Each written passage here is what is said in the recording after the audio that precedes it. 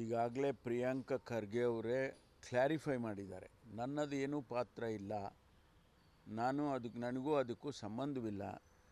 ಆ ರೀತಿ ಅವರು ಈಗಾಗಲೇ ಕ್ಲಾರಿಫಿಕೇಷನ್ ಕೊಟ್ಟಿದ್ದಾರೆ. ಮತ್ತು ಡೆತ್ ನೋಟಲ್ಲಿ ಕೂಡ ಅವರ ಹೆಸರಿಲ್ಲ ಅಂತ ಕೂಡ ಹೇಳಿದ್ದಾರೆ. ಇದೆಲ್ಲ ಹೇಳಿದ ಮೇಲೂ ಕೂಡ ಅವರನ್ನೇ ನೇರವಾಗಿ ಸಿಕ್ಕಾಕ್ಸೋದಕ್ಕೆ ಪ್ರಯತ್ನ ಬಿ ಜೆ ಪಿಯವರು ಮಾಡ್ತಿದ್ದಾರೆ. ಯಾವ ಆಧಾರದ, ಏನಾದ್ರು ಒಂದು ಆಧಾರ ಇರಬೇಕಲ್ಲ, ಯಾವ ಆಧಾರದ ಮೇಲೆ ಅದನ್ನು ಮಾಡೋದಕ್ಕೆ ಸಾಧ್ಯ ಹೇಳಿ?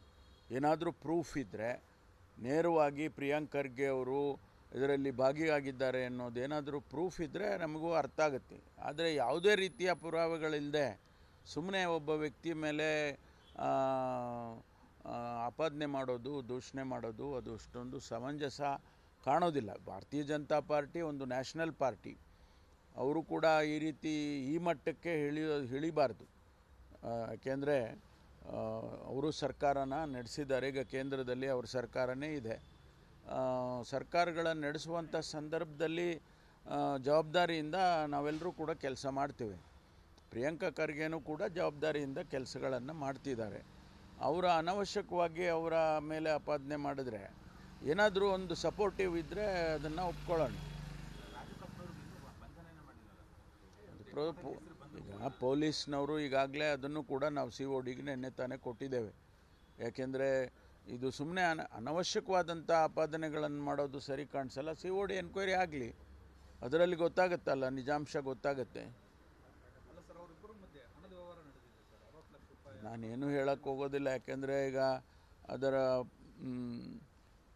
ಪರಾಪರ ವಿಚಾರಗಳು ಬರಬೇಕಲ್ಲ, ಅದು ಗೊತ್ತಾದ ಮೇಲೆ ಅದನ್ನು ಹೇಳೋಣ. ಹಣದ ವಿಚಾರ ಇತ್ತ, ಅವರು ಬೇರೆ ಬೇರೆ ಏನೇನೋ ಹೇಳ್ತಿದ್ದಾರೆ ಅಲ್ಲ, ಅವರು ಕೇಳ್ತೇವೆ ನಾವು ಕೂಡ.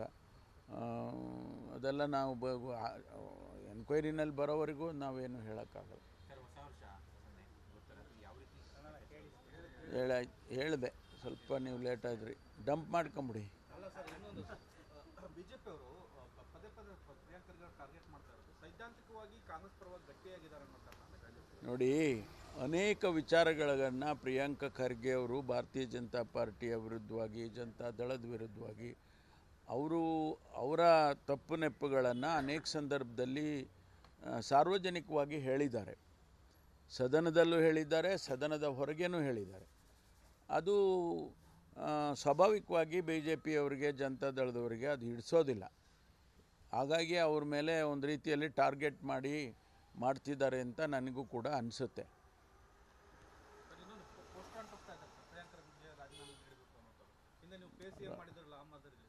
ಅಲ್ಲ, ಅವ್ರ ಕೆಲಸ ಮಾಡ್ತಾರೆ, ನಾವು ನಮ್ಮ ಕೆಲಸ ಮಾಡ್ತೀವಿ.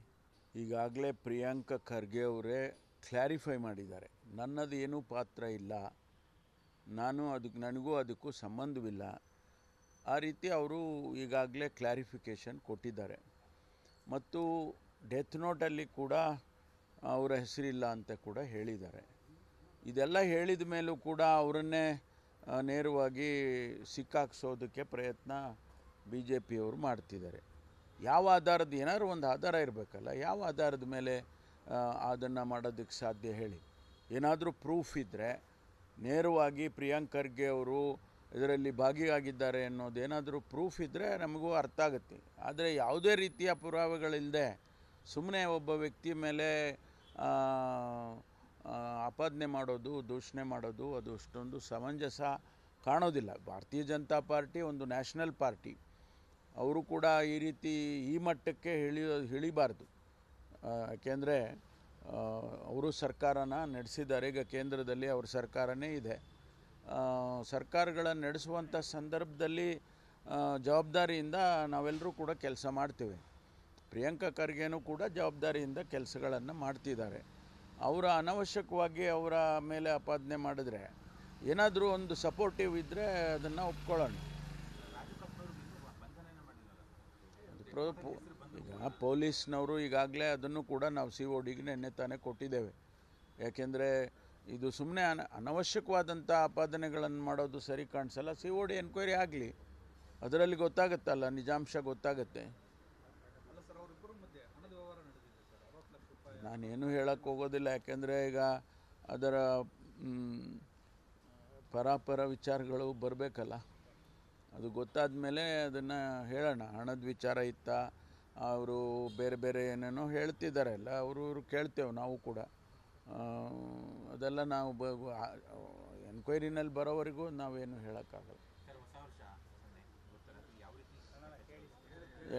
ಹೇಳಿದೆ, ಸ್ವಲ್ಪ ನೀವು ಲೇಟ್ ಆದ್ರಿ, ಡಂಪ್ ಮಾಡ್ಕೊಂಬಿಡಿ. ಅಲ್ಲ ಸರ್, ಇನ್ನೊಂದು ಬಿಜೆಪಿ ಅವರು ಪದೇ ಪದೇ ಪ್ರಿಯಾಂಕ್ ಖರ್ಗೆ ಅವರು ಟಾರ್ಗೆಟ್ ಮಾಡ್ತಾ ಇರೋದು ಸೈದ್ಧಾಂತಿಕವಾಗಿ ಕಾಂಗ್ರೆಸ್ ಪರವಾಗಿ ಗಟ್ಟಿಯಾಗಿದ್ದಾರೆ ಅನ್ನೋ ಕಾರಣ. ನೋಡಿ, ಅನೇಕ ವಿಚಾರಗಳನ್ನು ಪ್ರಿಯಾಂಕ ಖರ್ಗೆ ಅವರು ಭಾರತೀಯ ಜನತಾ ಪಾರ್ಟಿಯ ವಿರುದ್ಧವಾಗಿ, ಜನತಾ ದಳದ ವಿರುದ್ಧವಾಗಿ ಅವರ ತಪ್ಪು ನೆಪ್ಪುಗಳನ್ನು ಅನೇಕ ಸಂದರ್ಭದಲ್ಲಿ ಸಾರ್ವಜನಿಕವಾಗಿ ಹೇಳಿದ್ದಾರೆ. ಸದನದಲ್ಲೂ ಹೇಳಿದ್ದಾರೆ, ಸದನದ ಹೊರಗೇನೂ ಹೇಳಿದ್ದಾರೆ.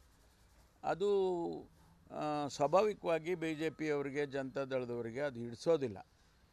ಹಾಗಾಗಿ ಅವ್ರ ಮೇಲೆ ಒಂದು ರೀತಿಯಲ್ಲಿ ಟಾರ್ಗೆಟ್ ಮಾಡ್ತಿದ್ದಾರೆ ಅಂತ ನನಗೂ ಕೂಡ ಅನಿಸುತ್ತೆ.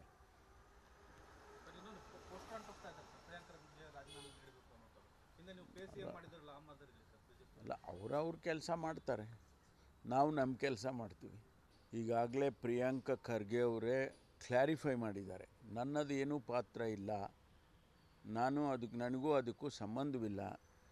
ಆ ರೀತಿ ಅವರು ಈಗಾಗಲೇ ಕ್ಲಾರಿಫಿಕೇಷನ್ ಕೊಟ್ಟಿದ್ದಾರೆ. ಮತ್ತು ಡೆತ್ ನೋಟಲ್ಲಿ ಕೂಡ ಅವರ ಹೆಸರಿಲ್ಲ ಅಂತ ಕೂಡ ಹೇಳಿದ್ದಾರೆ.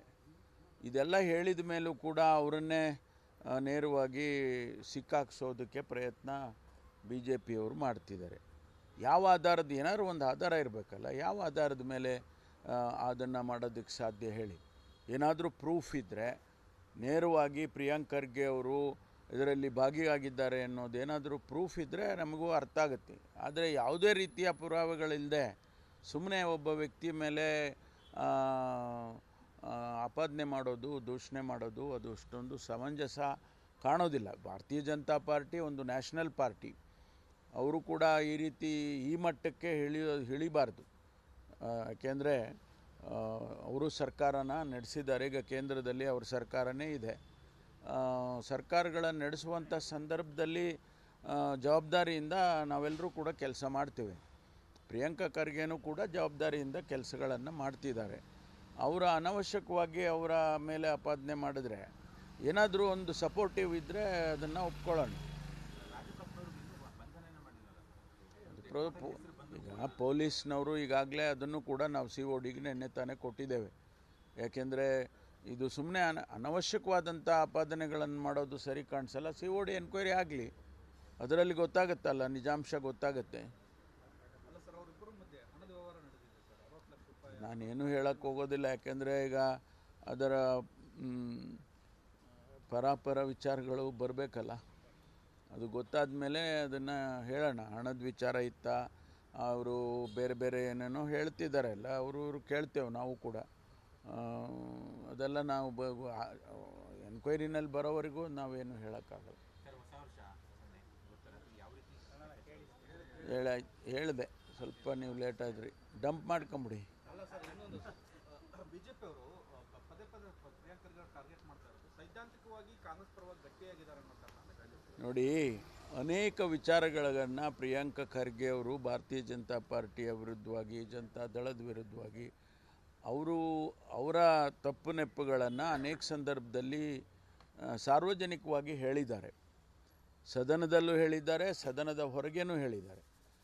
ಅದು ಸ್ವಾಭಾವಿಕವಾಗಿ ಬಿ ಜೆ ಪಿಯವರಿಗೆ, ಜನತಾ ದಳದವರಿಗೆ ಅದು ಹಿಡಿಸೋದಿಲ್ಲ. ಹಾಗಾಗಿ ಅವ್ರ ಮೇಲೆ ಒಂದು ರೀತಿಯಲ್ಲಿ ಟಾರ್ಗೆಟ್ ಮಾಡ್ತಿದ್ದಾರೆ ಅಂತ ನನಗೂ ಕೂಡ ಅನಿಸುತ್ತೆ.